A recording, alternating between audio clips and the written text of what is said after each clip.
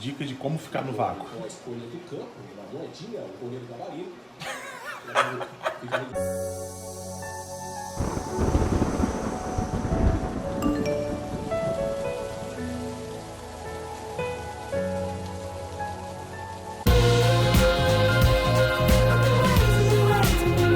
Yo guys, it is your boy Niran here, and welcome to FTW. This of course is the series where I bring to you the best and more frequently the worst of what football has to offer during the last 7 days. Now what's been kicking off in the world? Well, after a lift in COVID restrictions, we are not only allowed to hug people, but in the UK, we're actually allowed to have contact with family members. Neymar, absolutely loving life right now. And it was non-British Mother's Day last week. It's a brace for the geezer. We need to stop this man. Where's his 22-year-old stepdad when you need him? That's not a sentence that needs to be said. But just like Neymar, Mikel Arteta is in far too deep as well. FIFA was legitimately ahead of its time. Arsenal are out of Europe in the semi-finals of the Europa League after a lackluster, uninspiring 0-0 draw to the hands of Unai Emery's Villarreal. They've gone out to their former manager and they're reliant on players with a combined age of a Year 7 biology class. It's just vintage Arsenal at this point. Fucking hell, Robbie! When is it gonna end? I just can't get over the fact it's Unai Emery. The ex-managers come to their ground and evicted them off the premises. And Villarreal didn't pass up the opportunity to rub it in. Mesut Ozil's post starting with good evening didn't exactly age well. In fairness though, he is technically still at the wheel. It's just a different one. Arsenal's is a bit more... Mikel Arteta was asked about how him and the players were going to bounce back. He said he'd let the results on the pitch do the talking. Mate, your season's over. It's a bit late for that now. You should have applied that policy before the game started. You can't just start using that when it's been proven otherwise in other fields. Look, I know my GCSEs weren't great, Mum, but I'm going to let the exam papers do the talking. You've already failed them all, Jimmy. Get a job. On about the talking being done on the pitch. This is what said talking actually looks like. And this result didn't exactly have a great effect on Arsenal fans. You bring off a Aubameyang all my days! All my days! You bring off a Aubameyang and put on fucking Willian! You fucking dickhead! But he's got a point though. How in a European semi-final, when you're needing a goal with 10 minutes to go, are you taking off Aubameyang? He hit the post twice. He'd do a better job in the final 10 minutes than Nketiah, even if he still had the malaria. He brought on Willian for him as well. Flipping it. A man that's got a phobia of shooting. This is a war crime at this stage. Lacazette was waiting for 10 minutes on the sidelines whilst Arteta worked out who was even coming off.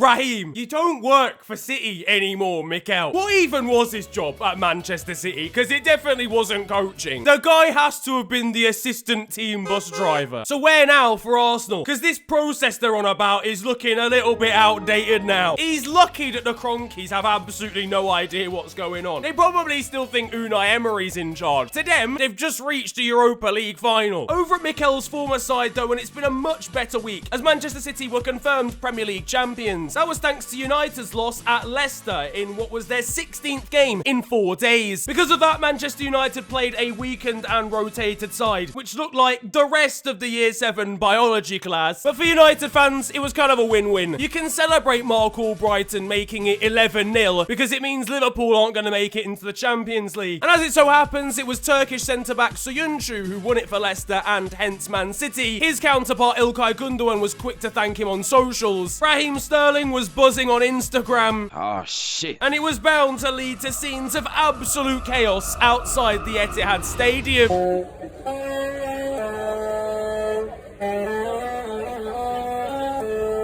Is this it? Lisa Simpson. There was more fans in Manchester United's penalty area last weekend. This isn't even a crowd. This is just a small congregation. I think you fit this in the rule of 6. The police are driving past. They're not even threatening to break it up. It was fair to say there were slightly understated scenes on the Wednesday. Irish League side Bray Wanderers weren't exactly impressed by the numbers. City fans attributed it to people working on Tuesday. Fair play to them for working so late into the evening. 11 p.m. I'm going to assume all City fans work at 3 p.m. on a Saturday as well then in that case. Oh, come on, lighten up, man. Now, fair play to City fans. They did actually have a good presence outside the Chelsea game, which is actually one they lost 2-1 versus Thomas Tuchel's side. And it was thanks in part to Sergio Aguero's missed penalty. He tried a Panenka and was denied expeditiously. The greatest moment I've seen in Premier League football. Edouard Mendy pretty much had to wait for it to arrive to him on 3 to 5 business day delivery. He had a chance to check his fantasy football team, read a little bit of the news. Poor Sergio, man. He had an image of his head he was more expecting. Turns out he was just as bemused as we all were. He actually put out a public apology for it. I don't think he needed to do this. Realistically, Mendy just did well to predict it happening because he made the run-up so bait. I'm just wondering if we'll get a rerun of this in a Champions League final penalty shootout. Well, lads, I guess it's up to me. Are you mental? I'd rather see Mikel take one. I knew he had a resemblance to somebody else in the Premier League. It was a pretty class game, though, and I think Chelsea really and truly deserved to win it. Will we see a rerun in a European final soon? Speaking of which, where Arsenal failed, Manchester United booked their place in the Europa League final. And for me, the second leg had one main highlight. Eric Bailly. Yeah, I think to be honest, not personally going to say it, but all Her kommer Bailly og ser hva han får holde på. Then a few days later, they beat Aston Villa 2-1 in the league, and coming from 1-0 behind again. Is this how they have to operate in the rest of their day-to-day lives? No, darling, I'm afraid I'm gonna have to go behind first. Fuck's sake, every night, Anthony. Actually, no, that whole skit revolves around him actually finding the target, so. Uruguayan striker Edinson Cavani is in fine goal-scoring form right now. When he heads a football, the rest of the earth moves around him. If he had a clash of heads with Nathaniel Phillips, we would actually be sent back in time. And with his movement, it's hardly difficult to give him supply. Fuck it, I'll just slap it in the mixer. No wonder Marcus Rashford's able to feed him such good service. Mark. At the other end of the table, though, Fulham and West Bromwich Albion are officially down. Wolves took the opportunity for a dig at their West Midlands rivals. It's a shithousery award for them. And it was Arsenal who relegated them with a solid Willian performance. He's genuinely played well against Fulham and West Brom. That's it. That's his level, the championship, and that's being generous. Scott Parker and his side have completely bottled it, but he's still a very sensual man. Fulham fans, honestly, I wouldn't worry. Book your tickets to the Etihad for 2022. We'll see you get promoted again to the Premier League soon. I thought there was meant to be fans here. Elsewhere, Alex Oxlade-Chamberlain and Perry Edwards of Little Mix have announced they're having a child. Massive congratulations to them. Little bit concerned for when Alex informs Trent in the club WhatsApp group, however. Over at West Ham, and they found their own unique way to celebrate their captain Mark Noble's birthday.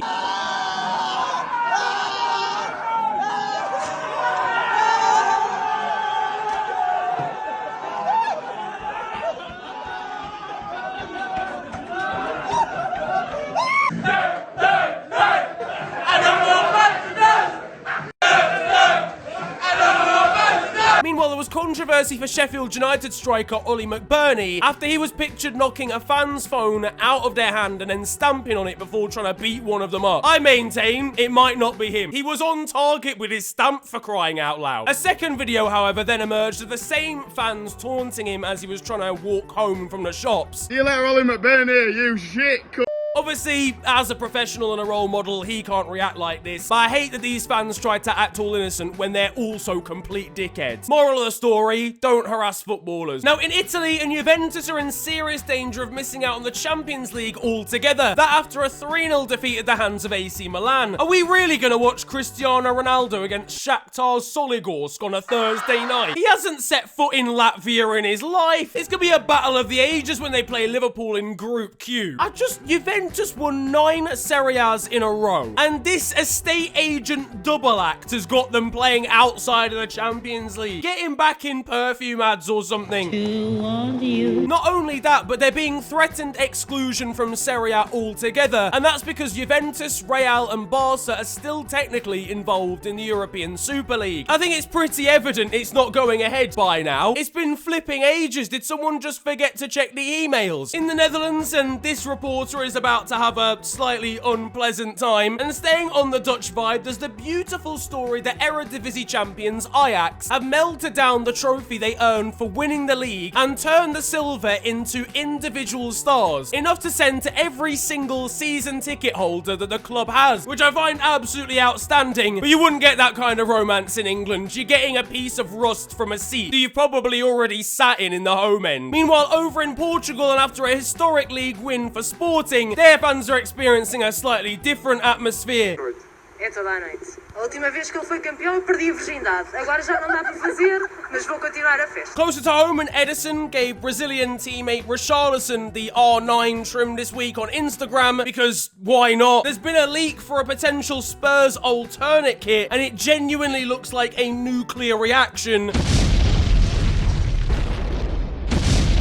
Meanwhile, there's the news that the Champions League final will be held in Porto instead of Istanbul because of COVID restrictions that both Chelsea and City fans would encounter. There was originally talk of the final being held at Villa Park instead. Ah, yes, I remember it well, that incredible final, that poetic time in Birmingham. You're just begging for TGF to start streaking 20 minutes in. It would be very typical for Manchester City to win their first proper European trophy just off the A38. There was news this week that the Queen was returning to Palace. Good of her to finally sign the ting. Her and Zaha, a deadly duo up top. She's a predator in the box. No, wrong royal family member. Never mind. Elsewhere, and there's a Super League happening in a different sport this week. They've announced that it could well happen in golf. How's that gonna work then? What, Tiger Woods versus Rory McIlroy in Saudi Arabia? And there's big news in the world of international football as Manchester City centre-back Aymeric Laporte has changed allegiance from the French national team to Spain. I think it's fair enough. He's been overlooked and just shafted by the French national team his whole career. He's gonna have a bit of a job sneaking into that Spanish team, but we don't need to talk about that. Hello all, and welcome to The Beautiful Game, the segment where we take a look at the poetic and brilliant side of the game that we love. We are back by popular demand for yet more glorious beauty.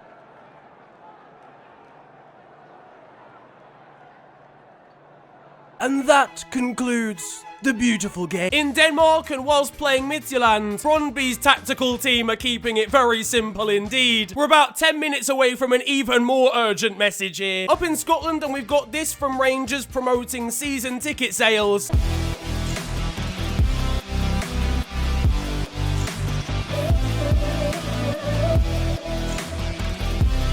Dear Mother of Christ. And we had a dramatic championship final day down at the bottom of the table as Derby, Wycombe Wanderers, Rotherham and Sheffield Wednesday fought against relegation. Derby survived thanks to some inspirational words from Wayne Rooney, and not only was there constant drama, but there was phenomenal football on show. Oh wow! Meanwhile at Ipswich Town, and Ed Sheeran has pledged to sponsor his boyhood club next season, which is an excellent match because both were sick when they first came on the scene, but are now absolutely shit. Fucking hell, mate, do you mind? Over in Bolivia, and a defender accidentally took a free kick by nudging the ball forward. The attacker from the opposition read it and put it into the back of the net for one of the stranger goals this week. Just as incredibly, in a youth game for Bournemouth, goalkeeper Mark Travers scored an absolute bullet header from a corner late in the game. Over in Sweden, and this striker is absolutely not letting a mere goal frame get in the way of his goal scoring. In Turkey, and these goal celebrations got slightly out of hand.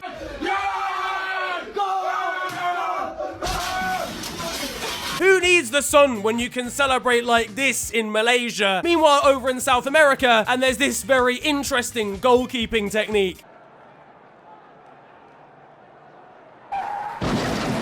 But now it is time for the moment you've all been waiting for, because over in Romania, and I do not mean to cause alarm, switch the alarm on. I said don't. There are 3 stories from Romania. Just Romania alone. Over at Cluj, and their team bus accidentally forgot midfielder Ovidiu Hoban, who had to try and wave to get their attention as the rest of the players left the stadium. Bit unnecessary, giving him that much endurance training running home, but in the Romanian 2nd division, and we had this penalty, someone's been watching watching a little bit too much Sergio Aguero this week. And over in a game involving Craiova, one club official had to be held back by staff members because he wanted to try and have a scrap with a referee who just sent one of his players off. Are you fucking dizzy? Oh, fucking... Sir, it is the 4th minute of the game.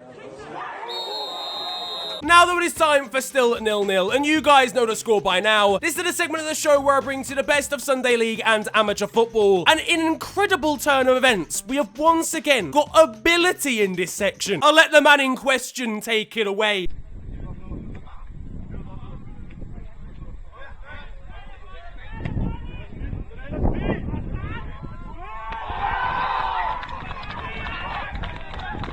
On to the weird stuff though now. Back in the Bolivian First Division, and Royal Pari FC were forced to play a game with only 7 players this week due to a COVID-19 outbreak that meant they couldn't field their normal starting 11. They were 3-0 down inside 8 minutes and had to have the game abandoned shortly afterwards, following on from an injury that meant they simply didn't have enough players to play the game. Over in Italy, and there was brilliant news for Serie B outfit Salernitana after they were promoted into the top flight this week. However, their owner is being forced to sell the club because he already owns Lazio. And Serie A rules, Italian rules, state that an owner can't own 2 clubs in the same division. In Hungary, and a manager by the name of Balint Pasi has been the coach of 3 different football clubs this season alone, having been the assistant at a side called DVTK, and then the head coach of 2 further sides. Decent turnover. And finally, in positive news, Atlanta United striker and MLS star Josef Martinez has returned to the field of play over 400 days after getting an ACL injury last year, and has scored his first goal since the injury as well. He's a bit of a cult hero on this channel for the OGs, so it's great to see him back and playing. That though is going to wrap up football this week, and I hope you have enjoyed it. If you have, then feel free to slap a like on the video and subscribe if you're new to the channel. You can also follow me on social media. It is at the official FNG on Twitter and on Insta. But it's been a pleasure ranting at you guys today. Have a wonderful day, enjoy yourselves, and goodbye.